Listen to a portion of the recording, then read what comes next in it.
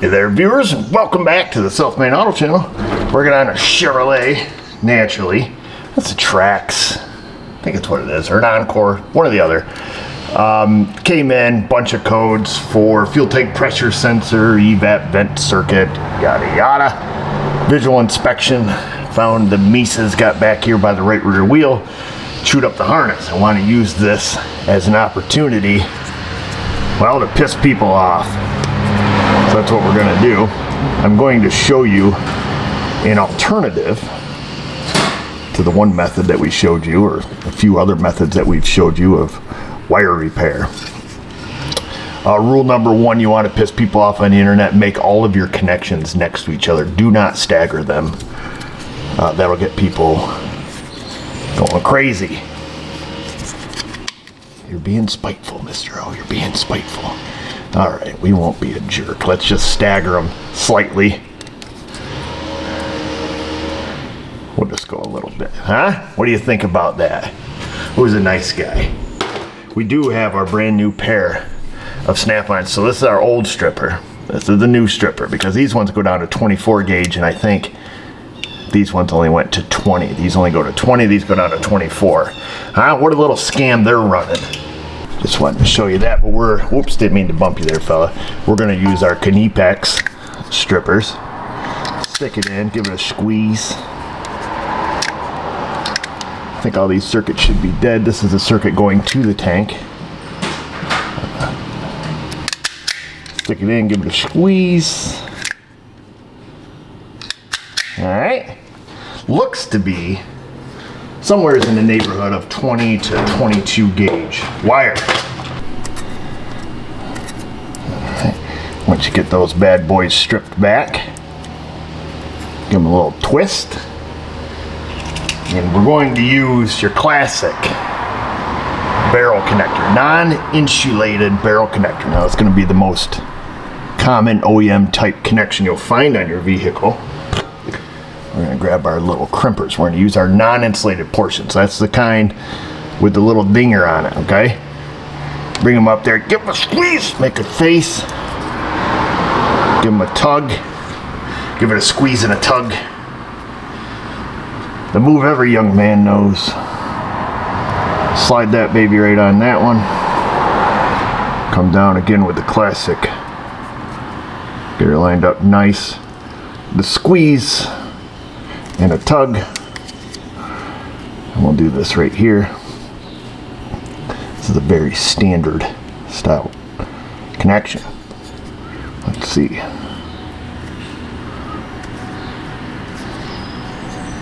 Oftentimes when you buy OEM replacement connectors, this is what they'll come with. Barrel crimps, non-insulated. Put it on. Classic squeeze and a tug. Most important part right now is to get your heat shrink. Forget that, well, we've all been there, fella. We've all been there. I suppose we don't have to get too excited yet. We're gonna have to add on our extension of wire. I guess we'll get our crimpers ready.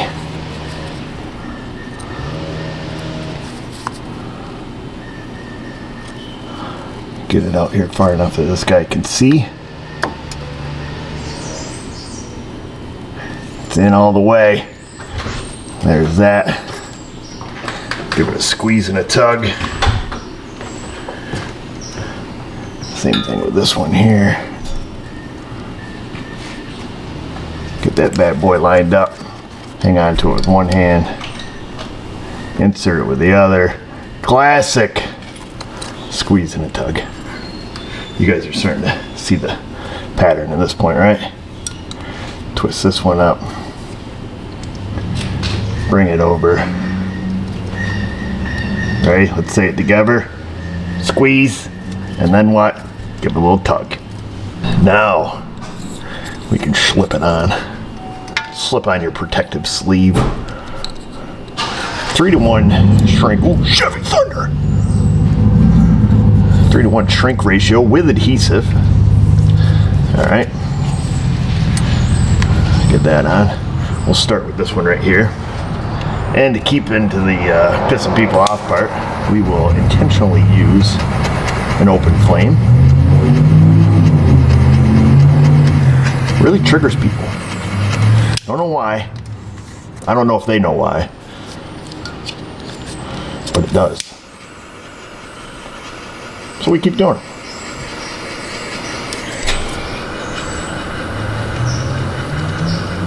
I've got a heat gun. I just simply refuse to use it at this point.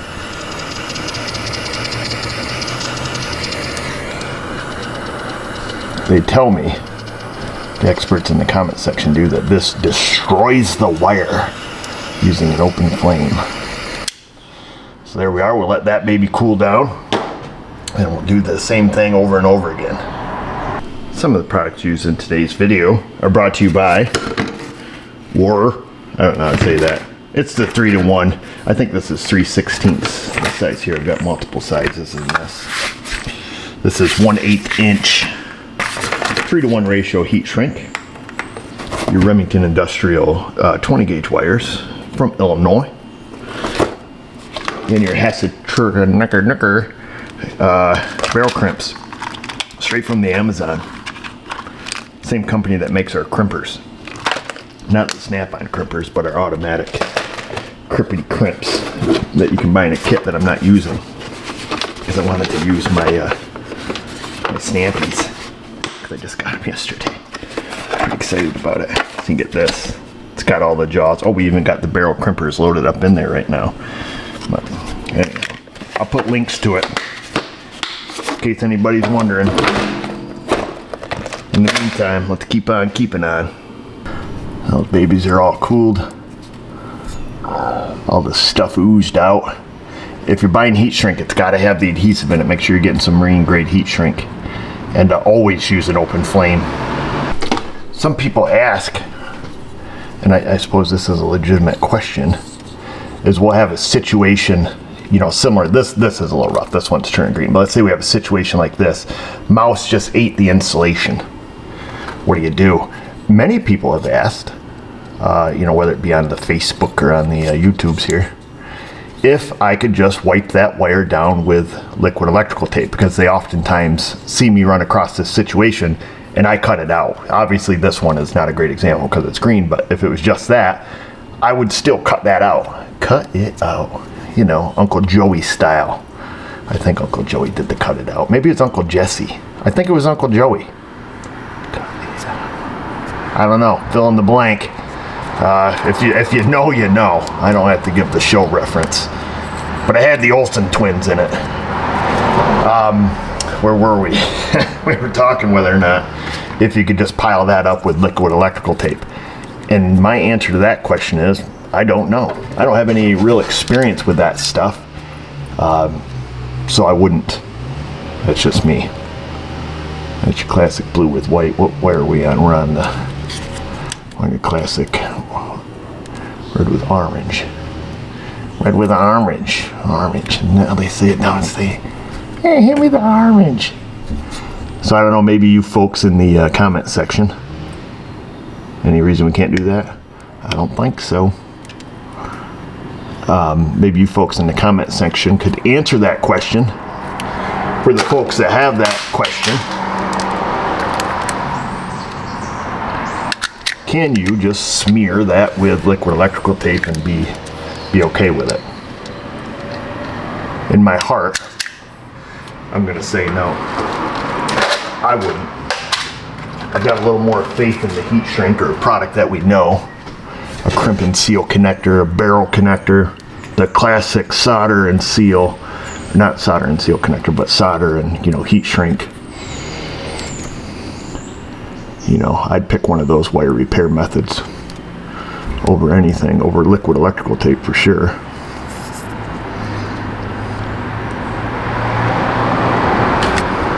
Even though I know nothing about the product, I do know on the Big Bear, that's my four-wheeler, my Big Bear. It looks like the mice got under the seat on it at some point throughout its 24 years of life, and somebody had smeared some sort of black goo that's not like just RTV silicone. It looks like liquid electrical tape all over the wiring harness. And the stuff is a little bit of a pita to get off, so I've left it. It's stuck to everything. I don't know if they just dumped it in there or what they did, but someday in my life, maybe I'll scrape it off the rest of the way and fix the wires. I don't know. Man, we're getting a lot of shots of that corroded thumb today. Imagine the comments on that.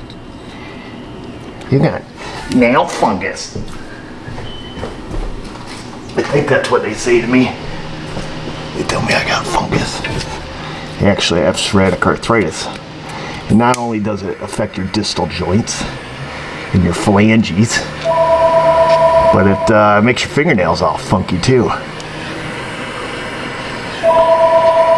Anytime I have an arthritic flare-up, ends up in my fingernails. Just in case you were wondering.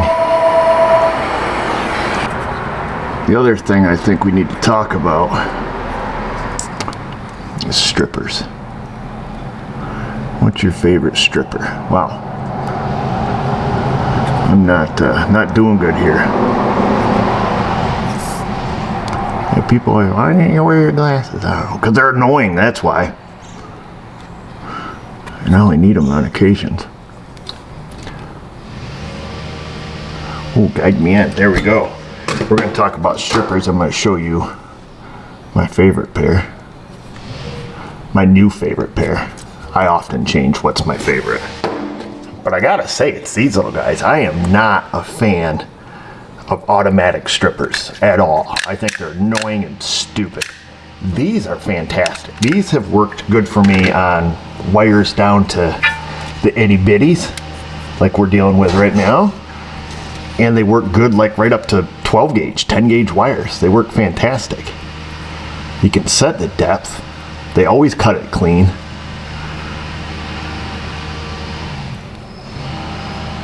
Never have an issue with them. All other automatic strippers are just annoying.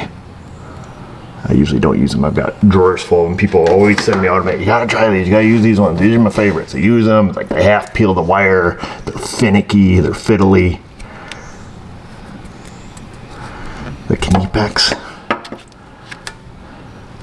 Squeeze and a tug. I don't know if we tugged the other one. All right, color wire, right?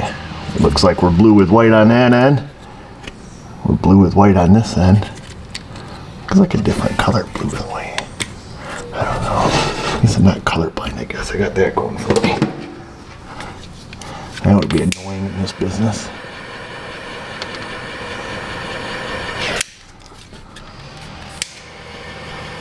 So what do you guys like to use for your strippers? Your automatic ones?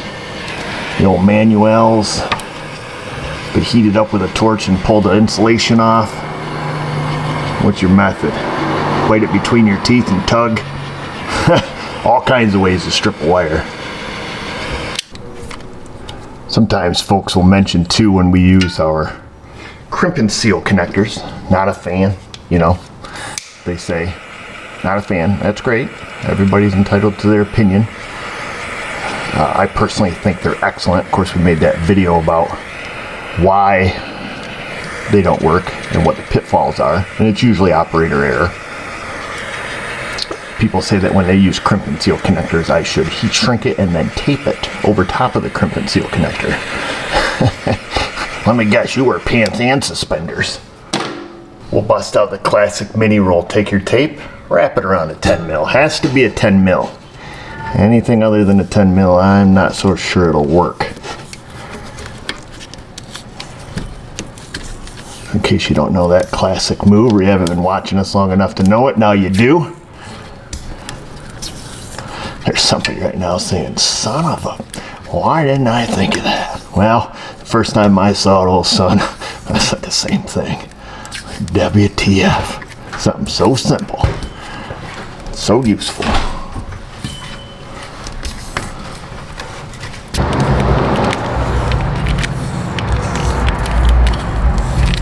I feel like I'm at the club.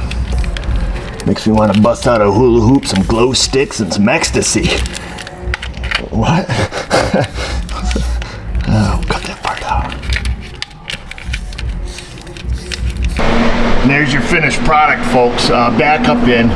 Used a zip tie with the the built-in Christmas tree. Put that back. OEM style. Loops around. Goes up into that plug there behind the fender liner. And that's it. So it looks pretty factory. Get a little dirt on it, you never know. I'm gonna spritz this with some fluid film, hopefully to deter those little mice. You can see they've been eating the spring insulator also. They love all that soybean stuff on these here cars. So that's pretty well it, folks. This video wasn't about fixing your Chevrolet. We have plenty of those videos. This video is about using your open barrel style connectors. Like I say, we've showed the crimp and seal, we've showed the solder and heat shrink method, and now we've shown these. A lot of people mention these. I'm for all three methods. What's up, Miss O? I just can't stand it when you're looking at me. What? All these people looking at you, and then these people aren't real. They're not silly? real. They're not real.